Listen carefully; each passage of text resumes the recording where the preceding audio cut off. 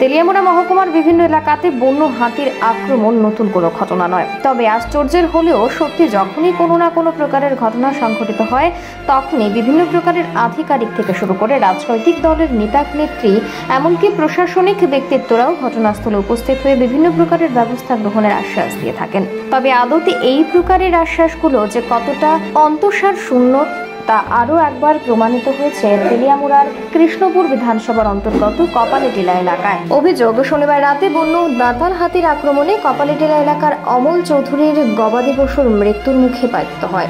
এই ঘটনার পরিপ্রেক্ষিতে এলাকার সাধারণ মানুষদের অভিমত হচ্ছে তারা কিভাবে বাঁচবেন, যেভাবে প্রতিনিয়ত হাতির আক্রমণে তাদের কৃষি জমি নষ্ট হচ্ছে, মাঝে মধ্যে প্রাণহানির মতো ঘটনা ঘটছে, গবাদি পশুর উপরেও আক্রমণ সংঘটিত হচ্ছে। তারা আদতে কিভাবে বাঁচবেন প্রশ্ন এলাকা জুড়ে।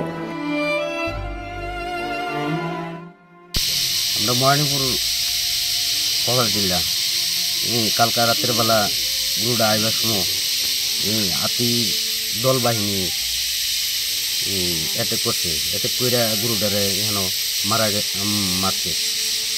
মারছে জানে কদিন আগে এক বৃদ্ধ লোকের মারছে।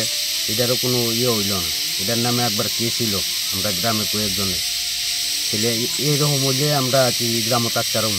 আমরা তো কৃষিকাজ করে চলি, কৃষিকাজ গরু পালন করে চলি। তাহলে এইভাবে হইলে আমরা কেমনে বাঁচুন, কেমনে থাকুন এই জায়গার? তারা তো এখনও প্রশাসনও আইছে না, ফরেস্টর ফোন করাইছে, ফরেস্টর আওয়া হয়েছে না, কেউ আইছে না। এই গরুটা লইয়ে আমরা যেন কতক্ষণ বইয়ে থাকুন? এইভাবেই চলছে এই গ্রামও। আমরা কি চাইতেছেন আপনারা? কি চাইতেছি? এই হাতি সরানোর ব্যবস্থা চাইতেছি। তাহলে আমরা তো এখান থেকে উঠে জমন লাগবো। এরকম এলাকার মানে যারা স্থানীয়রা আছে, নেতৃত্বরা বা এলাকার বিধায়ক, তারাও জানানো হয়েছে ব্যাপারটা?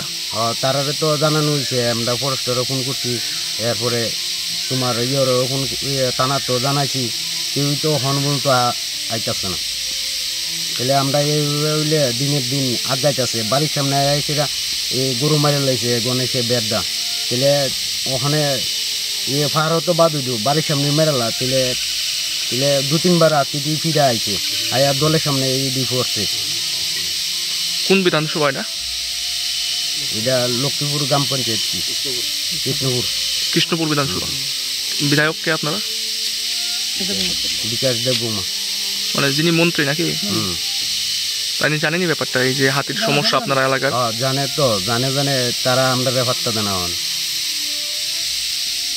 তারা জানানো হয়েছে ব্যাপারগুলো? আগে জানে একটা বৃদ্ধ লোক মারা গেছে, এই ব্যাপারে তো জানানি হয়েছে, তাই তো আয়েই দেখলো না।